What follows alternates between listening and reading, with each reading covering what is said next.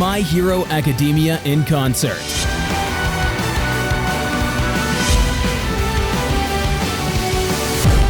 Celebrate the world of heroes through music. A decade of unforgettable heroes.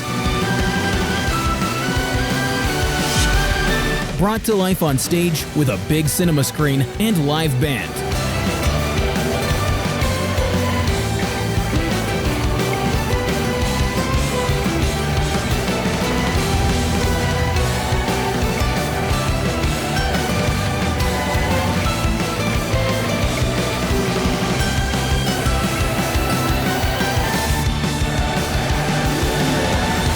Buy tickets now at myheroacademiainconcert.com.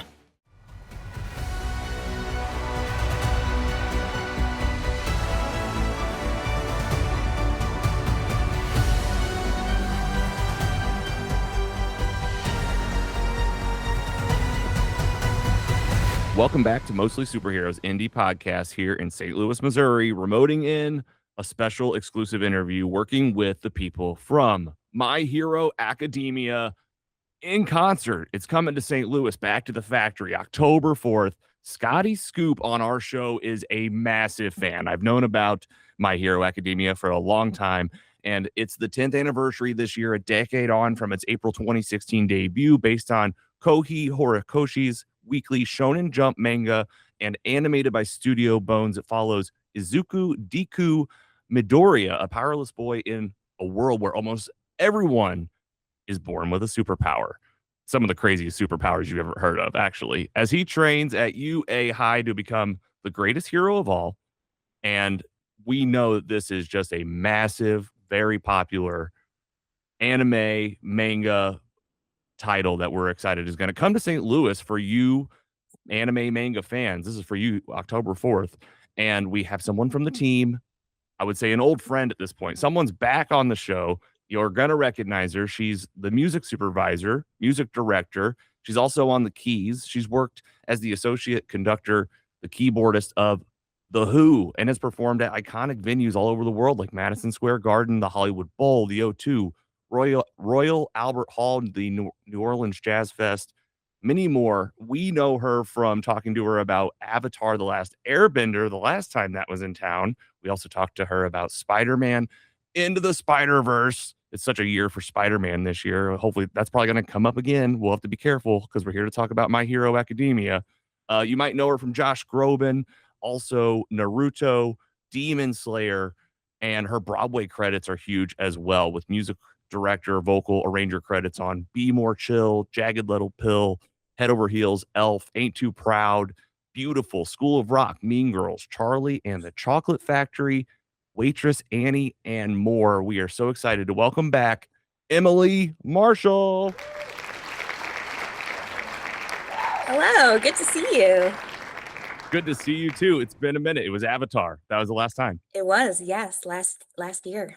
And you have been no less busy. Your portfolio has grown with really cool, amazing work, shows, travel, experiences. And I have to shout out, right? You were on Tiny Little Desk, right? Yeah.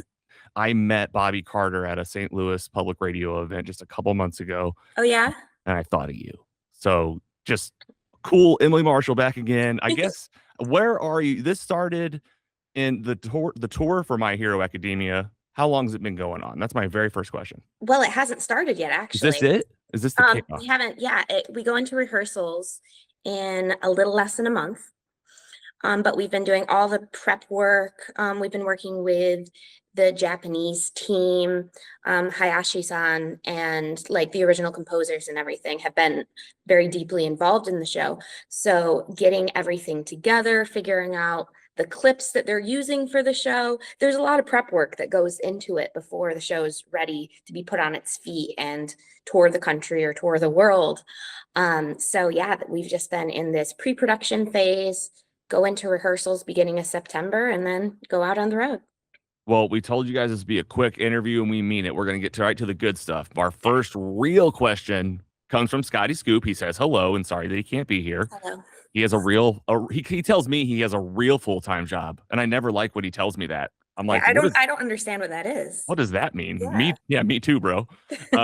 He does love this show. He just says it's such a great show.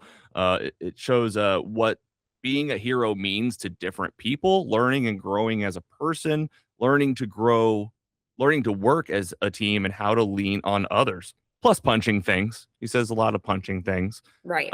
He says diversity is a strength, just like the Justice League or the Avengers, some of the best teams out there.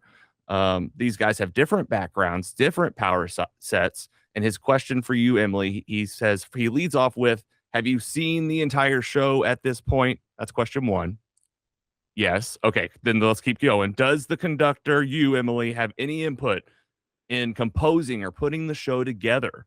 Or are they just handing it to you kind of how it comes? Is Lemillion Miro Togata in the show? He's my favorite and the best hero in Scotty's opinion.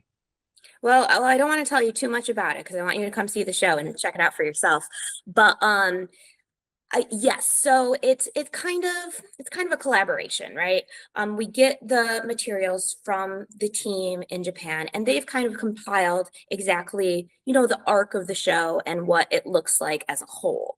But then some of my job as a music supervisor is to go in and really kind of make sure it all fits with the music and make sure the orchestrations and everything, sync up with the things that are going on the screen. Make sure that some of the most famous and most popular melodies we can really hear through the orchestra, and just making it into a musical show, because they work so closely with the show. They were the creators of the show.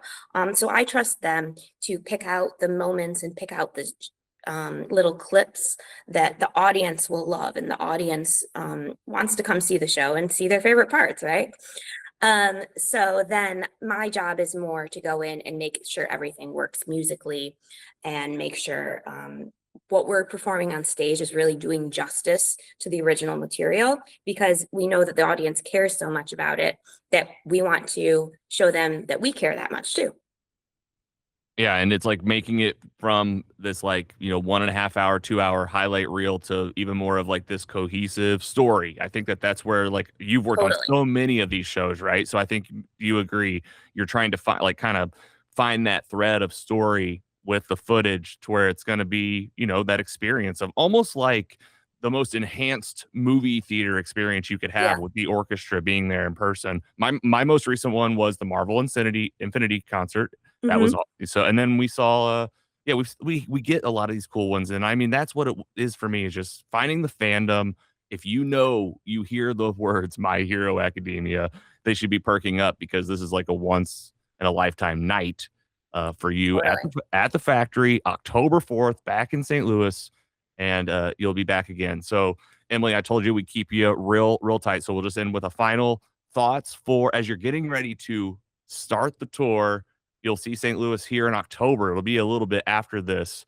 What do you want to, what do you think has been the takeaway for shows like these for fans? For someone that might be on the fence that hasn't seen the ones we're talking about, what would you say to those fans? I think it's been really exciting to really get invested and involved in this type of media, because there's so many fans who know My Hero Academia but might have never been to an orchestral concert. So they come and experiencing one of their favorite shows with the music being performed live in the same place. It's just different than anything else. It's different than watching it on TV. I've had people come to the shows and say they don't want to go back to just sitting in their living room watching it. They always want a live orchestra performing for them, which we'd love to do, right? Keeps us working. And I think there's just something about live music, something about music being performed live that gives you a different experience than you can get anywhere else. That's why concerts are always going to be a thing, always have been a thing, and are going to continue to. And I think this is fun because it's kind of like watching a live film score be performed. And a lot of people don't have access to that in a studio usually, right? It's just being performed by the musicians, and you never get to feel it and see it happen live. So that's what we're trying to bring to the audience, and we really hope they enjoy it.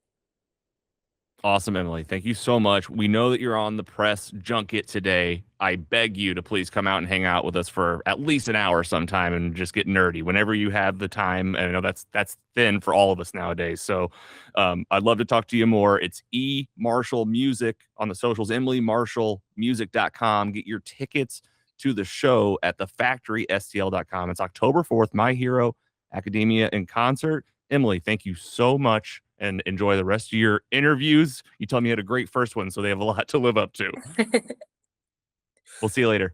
Bye. Thank you for having me. Bye. Thank you. We'll talk to you soon. Sounds good.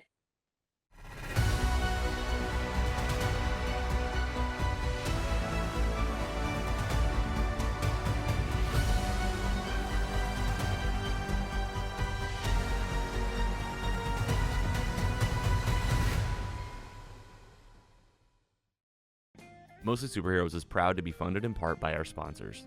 Mostly Superheroes is funded in part by paying patrons who receive early, ad-free, and exclusive episodes. Subscribe at mostlysuperheroes.com/support. Thank you for supporting your favorite independent podcast. Mostly Superheroes is an independent podcast owned and operated by Kerrigan Ventures in St. Louis, Missouri. Hosted by Logan Janis, Andy Hunn, and Scott Swearingen. Brand and creative by Carrie Clark Design. Music by Audionautics. Learn more at audionautics.com. Find more at mostlysuperheroes.com.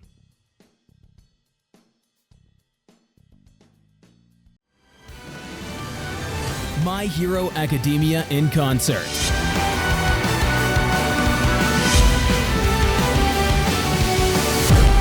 Celebrate the world of heroes through music. A decade of unforgettable heroes. Brought to life on stage with a big cinema screen and live band.